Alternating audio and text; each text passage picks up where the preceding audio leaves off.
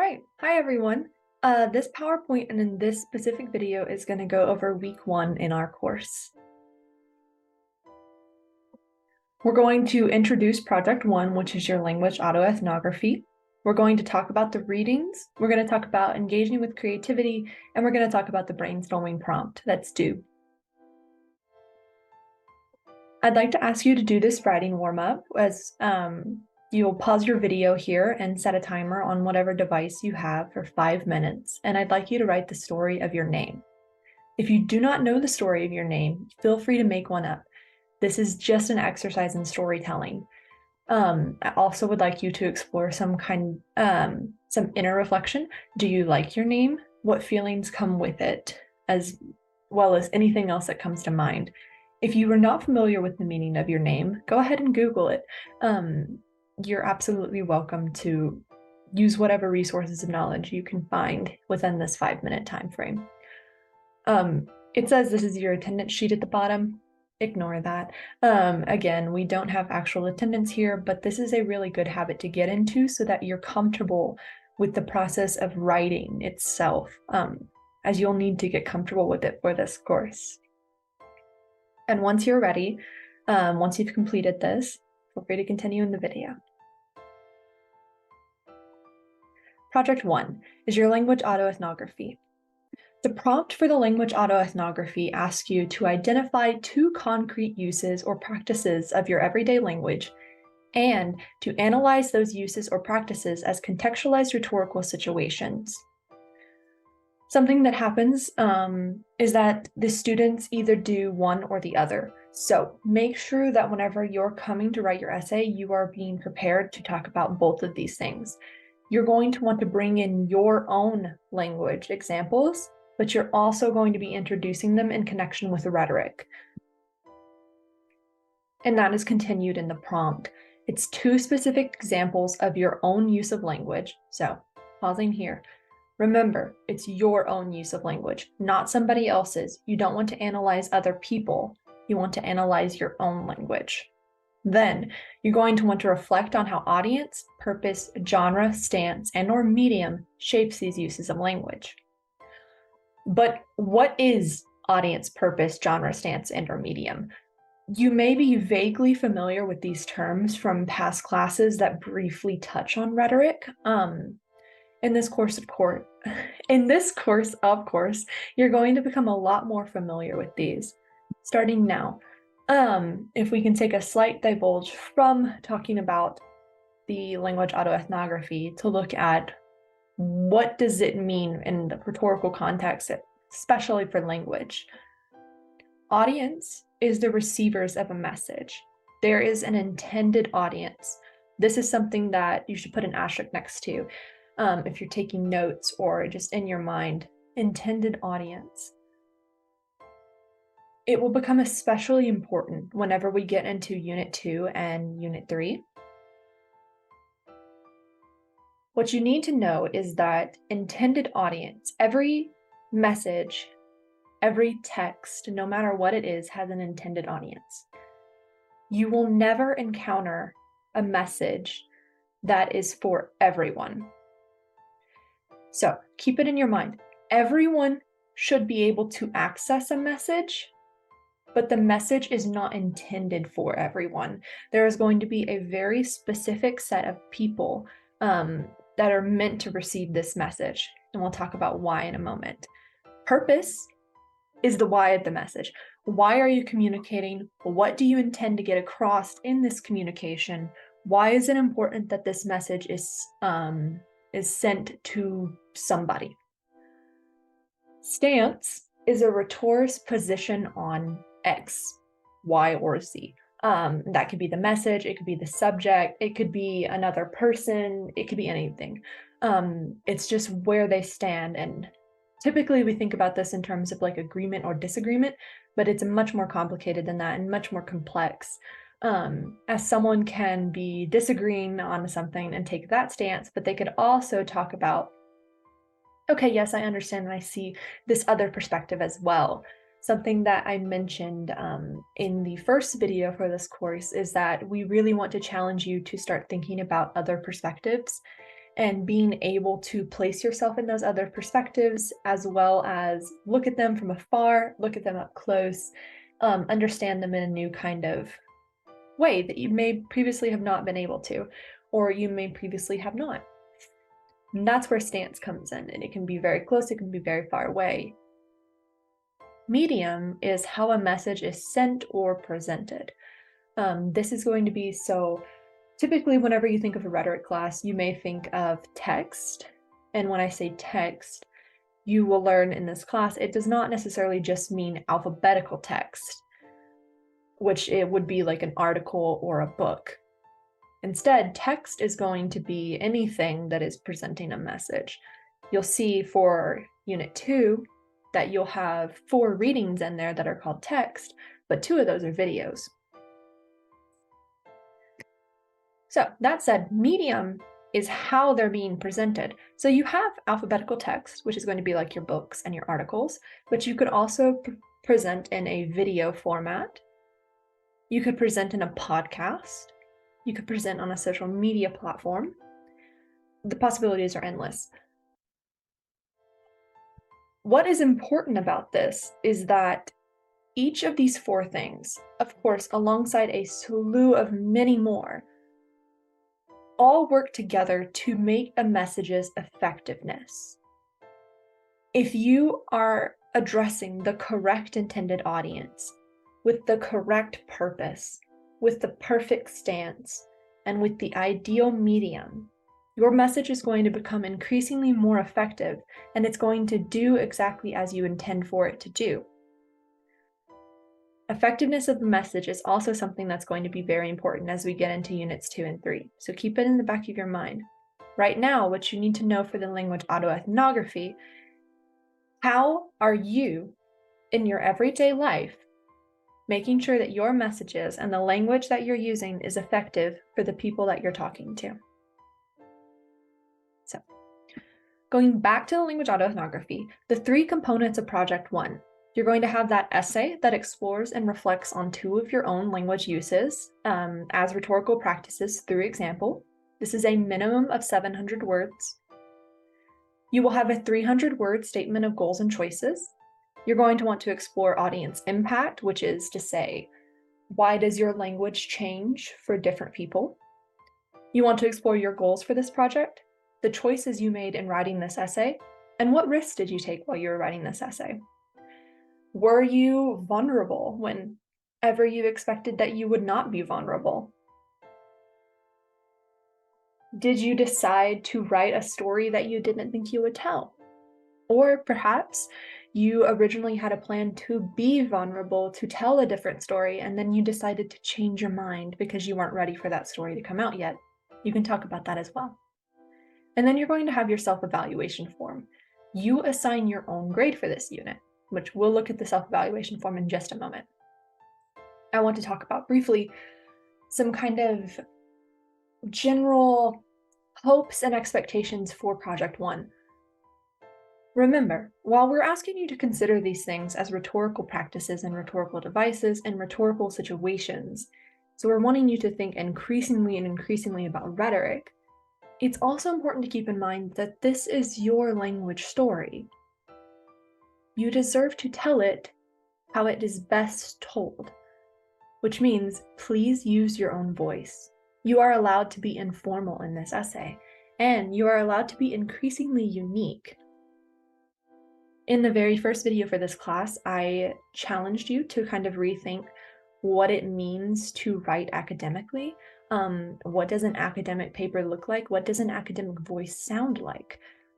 Well, spoiler alert, it's your own voice. Anything can be made academic. Any voice can be made academic with the right kind of approach, with the knowledge of approaching your audience, your purpose, your stance, and your medium. Understanding that that is how you make an effective message, no matter if your voice is more formal or informal. That said, you can write informally in this. If it makes more sense for you to tell the story that you're telling in an informal tone, please do. Be free. Feel free to bring in your own kind of your local voice. the one that you would use when you're talking with your friends. You can cuss in this essay. You can joke, you can be funny. Humor is a rhetorical choice. It's a rhetorical device. You can joke, you can be funny, you can use you can use slang, you can use cuss words. You can also write formally if that is what you're most comfortable in, if that is your strongest voice. Do not feel as if you have to change your voice to be something that you are not, is the main purpose of this. That said, if you know another language, you are also welcome to write a portion of the essay or the whole of it in that language. You are not writing. I am your secondary audience for this assignment. Your first audience for this assignment is going to be your peers. Now, only a few of your peers, as two for the peer feedback, will be able to see your draft. But keep that in the back of your mind. You are writing for your peers. So you can be more informal. How would you talk to your fellow classmates? How would you talk to your friends? That said, do not feel as if you have to write anything that you are uncomfortable writing. Just because the prompt is asking for vulnerability doesn't mean you have to be ready to give it. Do the best you can. This is your language story, and no one gets to tell you if you're telling it right or wrong, as long as you do your best to meet the prompt requirements. I do not wish for this assignment to feel taxing or to feel daunting, and I know that it can, just because of the nature of what we're asking you to do within the first 2 weeks of being together as a class. If you have any questions or concerns about writing a story in here, please feel free to put it in the question and answers forum if you think it can be a more general question, or you can email me and we can talk about it and see if maybe this is something that you want to share, and if it's not, you don't have to as well. So, some questions to kind of consider for project 1. Your language use. How do you adapt your language? How is your language unique to you? Are there some words or phrases that you use that you do not think that everybody else in the class would use? For example here, and I put this on a later slide, if you are an animal science major, you probably have a very different lingo than I would as an English major. So there are probably terms and phrases that you may use pretty commonly to talk to the people around you that I would have no idea what you're saying. That those words have become so ingrained into your vocabulary that they are a part of you, that this is a part of your identity, because language is tied directly to your identity. Think about that. If you work in a trade job, or if you work in the service industry, there are probably specific words and phrases that you use frequently there that many people would not be familiar with. You can consider that as well. Audience. How do you write or change your language for your peers? How do you change it for your instructor? These are just example questions, but this can be plugged, anybody can be plugged in here. How do you change your language for your boss? How do you change your language for your coworkers? Just kind of keep this in mind. You can ask these questions to yourself to help reflect on this. And then concreteness. This is also something that students struggle with a bit, so make sure you're getting this point down. You have to be specific with your examples. The more detailed you can be, the better you're going to be in this essay. The easier it will be to reflect on them. You should not just say, I change my language when I go to work. Instead, try to include specific language that you use. So, my goodness, I have not worked in like the fast food industry, but I know vaguely there's something that is whenever you're waiting on tables. So you have like a tin top. Most people would not know that. They would not know what that means. So that could be like a specific type of language you use whenever you go to work. Or, for example, if you play any kind of like video games or tabletop games, and you're talking to one of your friends that doesn't play the game, and you were like, oh yeah, we slayed a gelatinous cube last session. They would probably look at you very perplexed. Language is special and unique to each of the situations it's in, so make sure you're reflecting that in your writing as well. You want to be concrete and specific. So the writing tools that you can use to do that, to make those examples, anecdotes are probably going to be the best tool for this, which an anecdote, for those of you that may not recall right away, is just a short story, very, very brief, and it's about you. And basically, this is where you can include dialogue or just examples of the words that you use. That said, concreteness, you could also, of course, you could make a list of the words you use. This project, it's one of my favorites because it's really limitless. If you wanted to talk about how your texting language looks different from your everyday language, like your classroom language, you could include screenshots of some of your texting language to talk about. If you wanted to talk about how you are a computer science major, and so you often think and talk in a lot of coding language, you could do that as well. I had a student in my very first semester who wrote part of his paper in code. He set it up as if it would be a code on a screen. So the possibilities are endless. What makes your language unique to you? Start there, and then you can answer these other questions. So now if we look at specifically Blackboard, where do we find the information about the language autoethnography? If you go into your week 1, day 2 folder, it's going to be right at the top underneath the table of contents. Project 1 language autoethnography, you're going to want to click on that, and then it's going to open up here, and you'll see 2 PDF forms attached. You're going to want to click on both and open them up. You'll want to review the prompt. I know we've talked about it here, but make sure you go through and review it yourself as well. You will see that at the top, there is rationale for project 1. Feel free to read that, but if you scroll down, then you'll actually come to the prompt, which is going to detail what you need to do for this assignment. Then the other document that is listed there is the self-evaluation form. I mentioned it at the beginning. This is how you are going to be receiving your grade for this assignment. You grade yourself. Assessment for the language autoethnography starts at a B. So if you do the bare minimum, if your final draft is at least 1,000 words, which is your language autoethnography is at least 700, statement of goals and choices that's at least 300, you have a title that is not just language autoethnography essay. It should be specific to what you're talking about. You share 2 concrete examples, you reflect on those examples, you explore your audience, your content choices, and your statement of goals and choices explores what risks you took. That is the bare minimum. This is what you have to do to earn a B on this paper. Then you will see as you look at this form, you can increase your grade by 1 step if you feel you've done these things, or there will also be a to decrease your grade. Check these boxes. And then at the bottom, it'll say, I increased it by blank steps, I decreased it by blank steps. My final grade is blank.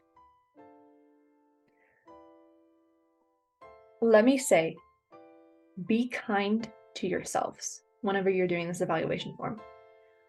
Be honest if you did not do something. So for example, if your statement of goals and choices is only 150 words, then clearly you did not reach the 300-word minimum. Be honest.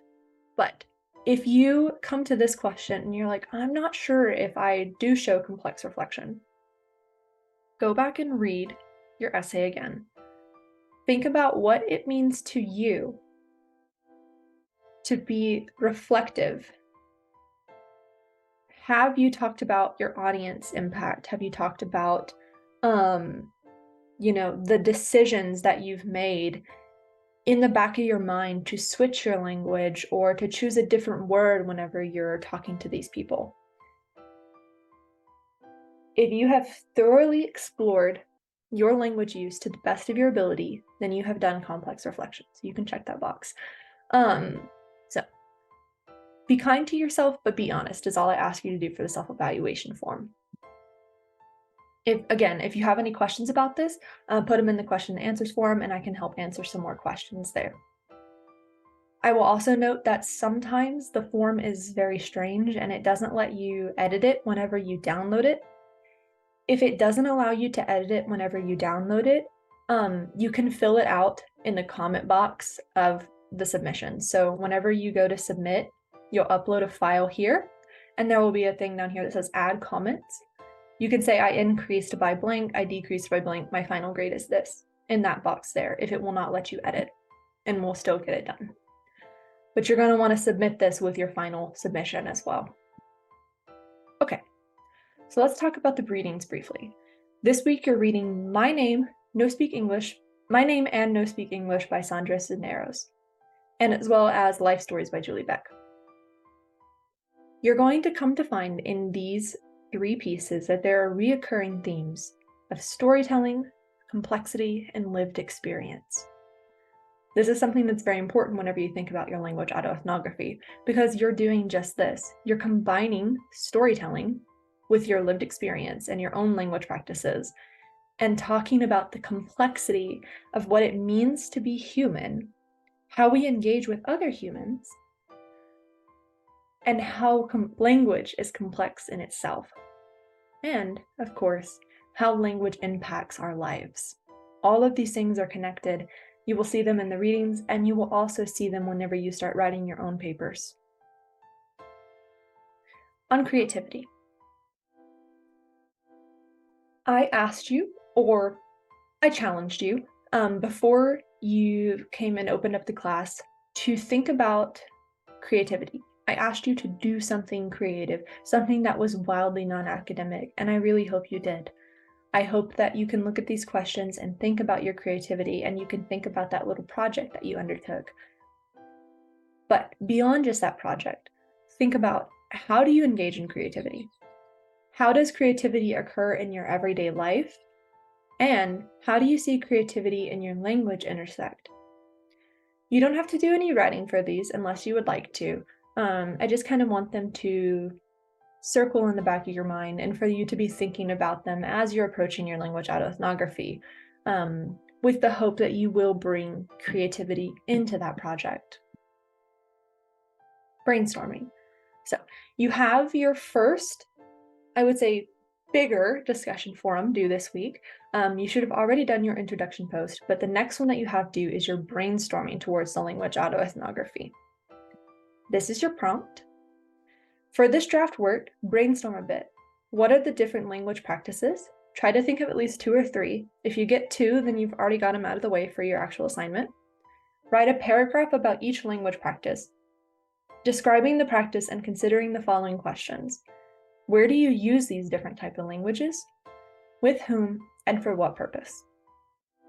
That's going to be your initial post. And then you can also see listed here the response to your classmates' post. You're going to want to help make connections. What's interesting about what your classmate has wrote? Are there areas where you'd like to hear more about their story? And don't be afraid to ask. If your classmate writes something interesting, say, hey, this part is interesting. Can we see a bit more about this? I really want to know how you reacted to this, or what specific words did you use in this moment? Ask about it. Always, always, always be constructive and helpful in your feedback. We're going to get a little more into giving feedback in the next video, but right now, remember that always be helpful. Never be hurtful. If you get into a habit of asking yourself whenever you're giving feedback, would I find this useful? If the answer is no, change your feedback. If the answer is yes, then you're good to go. As you're approaching your brainstorming, I need you to consider, as we've talked about throughout this whole video, what language do you use with other students? What do you use with friends, teachers, respected elders, family, coworkers, bosses, people in your same major, people in a different major, children? We are always adapting our language for audience and purpose, and now we're asking you to look at that specific moment in your life where you see this rhetorical shift happening. We're asking you to become more aware of your own language practices and to see them not just as something that is merely reflexive, that you are just doing, that you just know how to do, but that you are making subconscious rhetorical choices every single day of your life, even without realizing it. That's what this project is about. Okay, so reminders for this week. For Wednesday, you need to post your introduction to the Blackboard forum. You need to purchase the textbook and use the link in Blackboard to join the roster. As I talked about in the first video, but it's on the course homepage and it's also on the sidebar. Please use that link so that you are in the roster so that you can access the textbook. It's very important. For Friday, you need to respond to at least 2 of your classmates in the introductions forum, and you have your initial post for brainstorming due. Again, what language practices do you use? How is your language unique to you? And how has your language impacted or shaped you? Okay, all. If you have any questions, again, use that questions answer form. If you have a private question, feel free to email me. Otherwise, take care, and I'll see you in the next video.